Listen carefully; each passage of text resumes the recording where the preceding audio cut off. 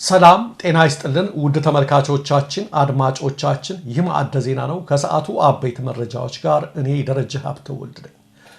የኢትዮጵያ የጤና ባለሙያዎች ሙሉ የሥራ ማቆም አድማ አራተኛ ቀኑን ባስቆጠረበት በዛሬው ዕለት መብታቸውን በመጠየቃቸው ምክንያት ያለአግባብ የታሰሩ የሕክምና ባለሙያዎች አሃዝ ከ106 በላይ መድረሱን የጤና ባለሙያዎች ንቅናቄ አስታወቀ። ሁሉም ታሳሪዎች ያለ ፍርድ ቤት ማዘዣ በጸጥታ ኃይሎች እየታፈኑ መወሰዳቸውን ያመለከተው ንቅናቄው በተወሰኑት ላይ የሽብርተኝነት ክስ ሲመሰረት አብዛኞቹ ደግሞ እንኳን ፍርድ ቤት ሊቀርቡ የት እንደታሰሩ እንኳን ቤተሰቦቻቸው አያውቁም ብለዋል።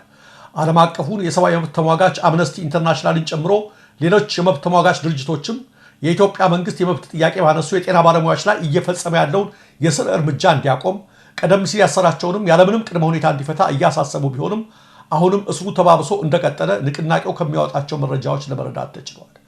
በብልጽግና እየተወሰደ ያለው የእስር እርምጃ የመባባሱን ያህል የተጀመረው አድማ ይበልጥ እየተጠናከረ መምጣቱም አገዛዙ የሐኪሞችን ጥያቄ በጀመረው የኃይል መንገድ ሊጨፈልቀው እንደማይችል ማሳያ ነው ተብሏል። ከመብት ጥያቄው ጋር ተያይዞ ከታሰሩት ከ106 በላይ ሐኪሞች መካከል ብቻቸውን እንደ ተቋም የሚታዩ ታላላቅ ብርቅዬ ባለሙያዎች እንደሚገኙበትም ተመልክተዋል። ከነዚህም መካከል የአጥንት ሕክምና ስፔሻሊስቱና የዳሌ ንቅለ ተከላ ባለሙያው ዶክተር ሳሙኤል አንዱ ነው። የጥቁር አንበሳው የዶክተር ሳሙኤል ባልደረባ በኢትዮጵያ የጤና ባለሙያዎች ኦፊሻል ገጽ ላይ ስለ ዶክተር ሳሙኤል ያላትን አጭር ነገር ላስከትል። ኢትዮጵያ ብዙ ተቋማትን ያለ ስስት አስራለች። ዶክተር ሳሙኤል በሙያው የመገጣጠሚያ ቅየራና የውስብስብ ስብራት ሰብ ስፔሻሊስት ቢሆንም በተግባር ግን ከዚህም በላይ ነው። አንደኛ ዶክተር ሳሚ አምባሳደር ነው። በመላው ዓለም ስለ አጥንት ሕክምና ስልጠና ይሰጣል። ኮርስ ሞዴሬት ያደርጋል። ነጮች ራሳቸው የአጥንት ሐኪም ከአፍሪካ ነኝ ካልክ አይ ኖው ኦር አይ ሂርድ አባውት ዶክተር ሳሚ ይለዋል። ሁለት ዶክተር ሳሚ ምሁር ነው። ሃይ ኢምፓክት ባላቸው ጆርናልስ ብዙ ምርምሮችን አሳትመዋል።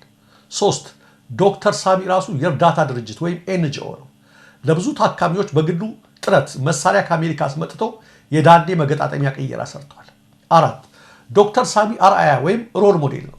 የውስብስብ ስብራትና መገጣጠሚያ ቅየራ በኢትዮጵያ የመጀመሪያው ሰብ ስፔሻሊስት ነው። በሀገር ውስጥ ትምህርቱን አስጀምሯል። አምስት በሚያስተምራቸው ሬዚደንትስ ማን ኦፍ ስታንዳርድ ይባላል። ዛሬ ይህን ያለ ስስት የሚያገለግላትን እንደ ተቋም የገዘፈ ባለሙያ ኢትዮጵያ አስረዋለች። ይህች ሀገር ገና የቁልቁለት ጉዞ ይጠብቃታል። በእውቀት በትህትና በታታሪነት እያገለገለ ያለን እንቁ ሰው የምታስር ሀገር ውስጥ ሌሎች ሐኪሞች በምን ሞራል ነው ህዝብን የሚያገለግሉት? አዎ የኢትዮጵያ የአጥንት ሕክምና ታስሯል። ይህች ሀገር ህዝብንና ሀገርን የሚያገለግሉ የከፍተኛ ባለሙያ ቅን ልጆቿን ሞራል እየሰበረች ነው። ሲኒየር ሐኪሞች የመብት ትግሉን የመቀላቀያ ትክክለኛ ጊዜ አሁን ነው። በዚህ ደረጃ ተንቀንና ሙያችንን አርክሰን መቀጠል በፍጹም የለብንም። ልብ ያለው ልብ ይበል ብሏል የዶክተር ሳሙኤል የሙያ ባልደረባ ከጥቁር አንበሳ። ላለፉት ቀናት በሙሉ የሥራ ማቆም አድማ ላይ የሚገኙት የአክሱም ዩኒቨርሲቲ ስፔሻላይዝድ ሆስፒታል ሐኪሞች ወደ አደባባይ በመውጣት ጭምር ተቃውሟቸውን መግለጽ ጀመሩ። በሕክምና ባለሙያዎች ስምምነት መሰረት በጽኑ ሕሙማን ክፍል እንዲቀሩ ተደርገው የነበሩ ጥቂት የአለርት ሐኪሞችም በዛሬው ዕለት ለሆስፒታሉ አስተዳደር በጽሁፍ በማሳወቅ ሙሉ አድማውን መቀላቀላቸውን አስታውቀዋል። የአለርት ባለሙያዎች የጻፉት ማስታወቂያ የሚከተለው ነው። ለአለርት ሆስፒታል ጉዳዩ አቋምን ማሳወቅን ይመለከታል። እኛ የአለርት ሆስፒታል ኤአይሲዩ ሰራተኞች የህልውናውን ጥያቄ እየደገፍን ቢሆንም በሰብአዊነት ጽኑ ሕሙማን ክፍል እንደመሆኑ በስራችን ላይ መሆናችን ይታወቃል። ይሁን እንጂ ጥያቄዎች እየተመለሱና ትኩረት እየተሰጣቸው ስላልሆነ እንደ ሙያ አጋሮቻችን ፉል ስትራይክ የተቀላቀልን መሆኑን እናሳውቃለን። የሚመለከተው አካል በክፍሉ ያሉ ታካሚዎችን እንዲረከበን ስንል እንጠይቃለን። ከዛሬ 14/9 ወር 2017 ዕለተ ሐሙስ ጀምሮ ኃላፊነት እንደማንወስድ ለማሳወቅ እንወዳለን። ከሰላምታ ጋር ግልባጭ ለአለርት ሆስፒታል ሰው ሀብት አስተዳደር፣ ለአለርት ሆስፒታል ሜዲካል ዳይሬክተር፣ ለአለርት ሆስፒታል ነርሲንግ እና ሚድዋይፍ ዳይሬክተር ይላል የጻፉት ማስታወሻ። አለርት ሆስፒታል የሐኪሞችን የሥራ ማቆም አድማ ተከትሎ በትናንትናው ዕለት እንደሚታየው 290 የጤና ባለሙያዎችን ለመቅጠር ክፍት የሥራ መደብ ማስታወቂያ ያወጣ ቢሆንም እስካሁን አንድም አመልካች አለመመዝገቡን የሆስፒታሉ አስተዳደር ምንጮች ጠቁመዋል። ይባስ ብሎ ማስታወቂያውን ባወጣ ማግስት በጽኑ ሕሙማን ክፍል ቀርተው የነበሩ ጥቂት ሐኪሞች የሥራ ማቆም አድማውን መቀላቀላቸው አዲስ ሰራተኛ እንቀጥራለን ከሚለው ማስፈራሪያ ጀምሮ መንግስት እየተከተለ ያለው የኃይል መንገድ ፈጽሞ እንደማይሰራ የሚያመላክት ነው ተብሏል። ይህን ተከትሎ ለሆስፒታሉ ሐኪሞች የንደራደር ጥያቄ ቀርቦ እንደነበር የጠቆሙት የአስተዳደር ሰራተኞቹ ሐኪሞቹ ግን የህልውና ጥያቄ ድርድር የለውም፣ ጥያቄያችንን ከመለሱ እንስማማለን፣ ካልመለሱ አንስማማም በማለት አቋማቸውን አሳውቀዋል ብለዋል።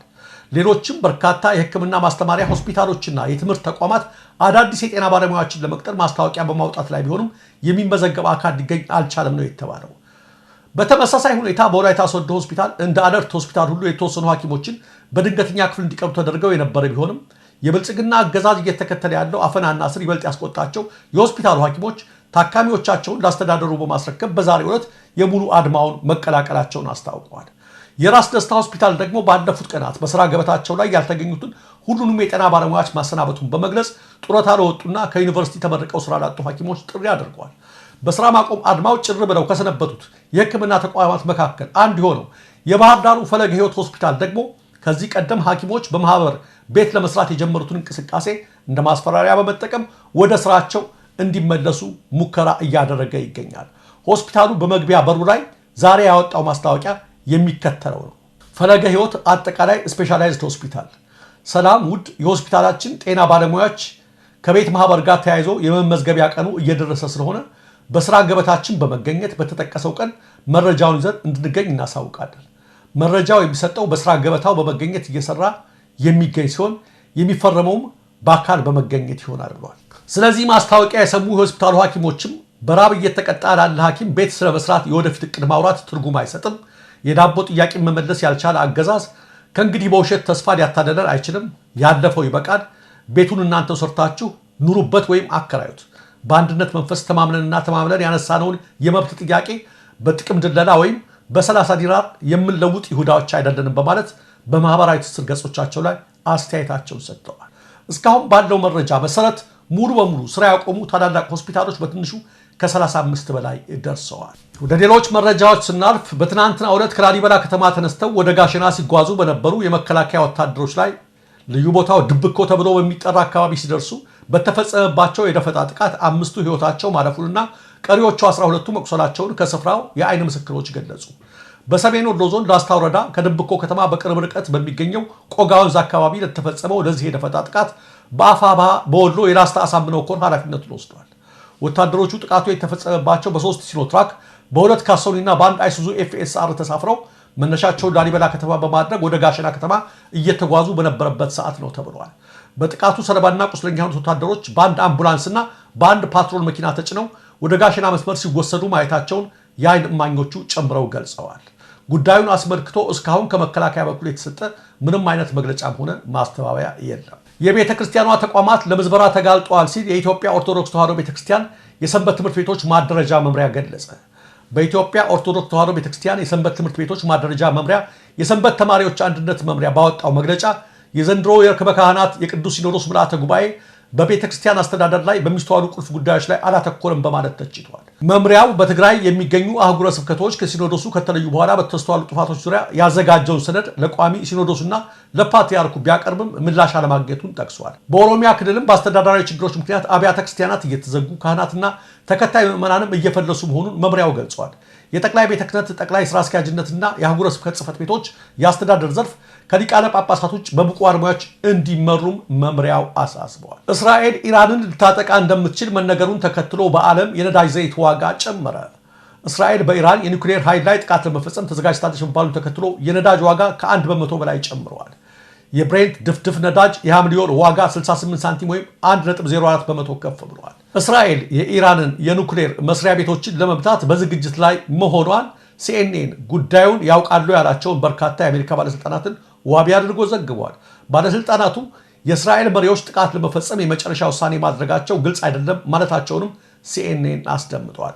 እንዲህ አይነቱ የውጥረት መባባስ የኢራንን ነዳጅ አቅርቦት አደጋ ላይ የሚጥል ብቻ ሳይሆን ሰፊው የባህረ ሰላጤው ክልል ውስጥም ጭምር ሌላ አደጋ የሚደቅን ነው ሲሉ የሸቀጥ ንግድ ስትራቴጂስቶች መናገራቸው ተመልክቷል። ኢራን በፔትሮሊየም ላኪ ሀገሮች ድርጅት ውስጥ በሶስተኛ ደረጃ ላይ የምትገኝ ከመሆኑ አንጻር እስራኤል ጥቃት ከፈጸመች ከሀገሪቷ የሚመጡትን የነዳጅ ፍሰት ሊያስተጓጉል ይችላል ተብሏል። በተጨማሪም ኢራን በባህረ ሰላጤው በሆርሙዝ ማለፊያ በኩል የሚተላለፈውን የነዳጅ ጫኝ በመዝጋት አጸፋው ልትመልስ ትችላለች የሚል ስጋትም አለ።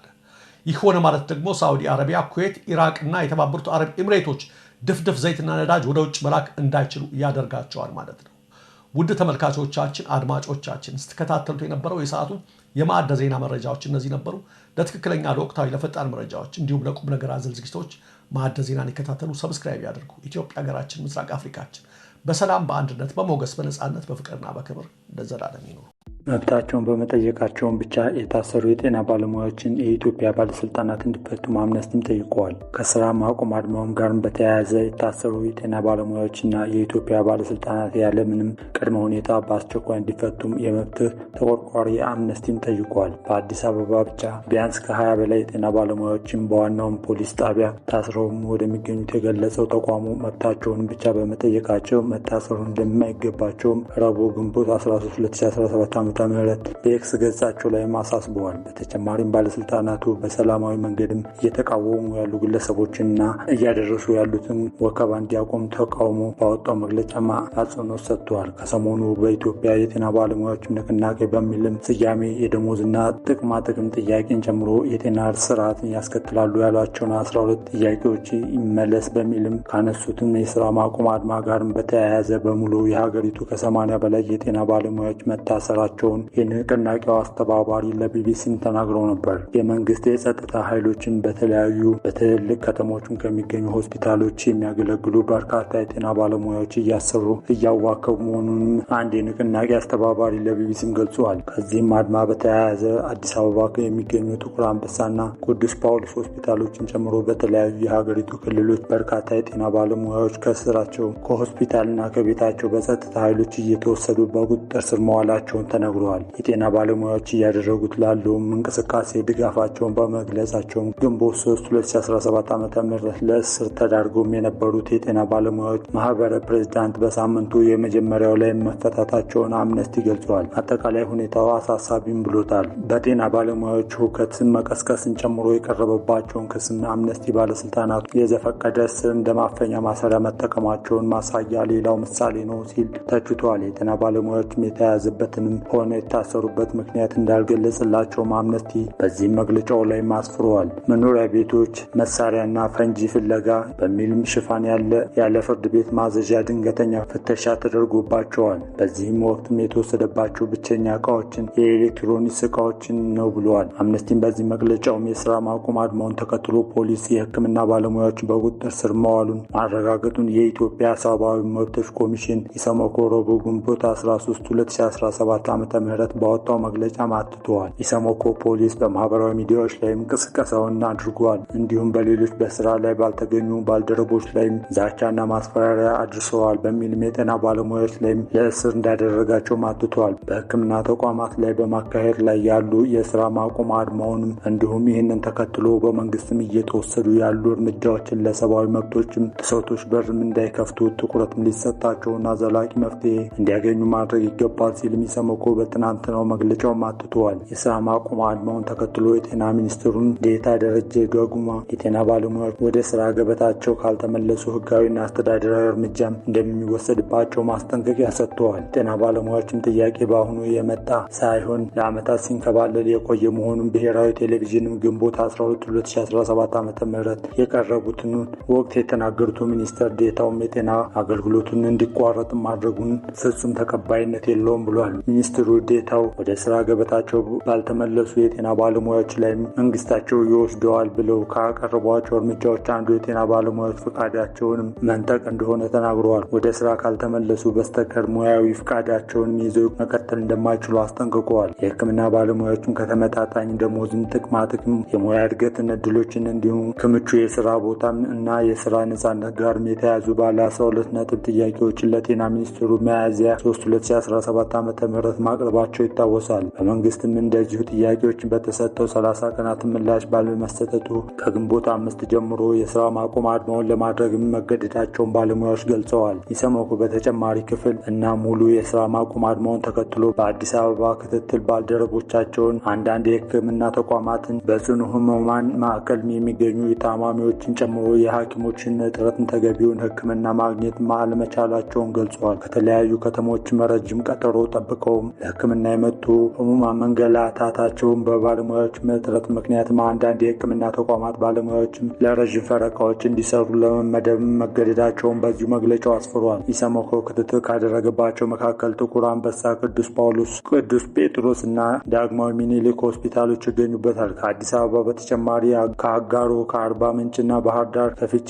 ጎባ፣ ሐዋሳና ጅማ ከተሞችን መረጃ ማሰባሰቡን አትቷል። በጤናው ዘርፍ የሚደረግ የስራ ማቆም አድማ ማህበረሰብ የጤና በህይወት የመኖር መብት ላይ አሉታዊ ተጽዕኖ ሊያስከትል የሚችል በመሆኑ የሕክምና ባለሙያዎች ያቀርቧቸዋል ጥያቄዎችን መንግስትም ትኩረትም ሰጥቶ ግልጽ፣ አሳታፊ በሆነ መንገድ መፍትሄ የሚያገኝበት ሁኔታ እንዲያመቻችም እንዲሁም የሕክምና ባለሙያዎች የህብረተሰቡን የጤናና በህይወት የመኖር መብቶችን አደጋ ላይም በማይጥል መልኩ ጥያቄያቸውንም እንዲያቀርቡ የኢሰመኮ ዋና ኮሚሽን ብርሃኑ አዴሎ ጥሪ ማቅረባቸውን በዚህ መግለጫው ላይም ሰፍሯል።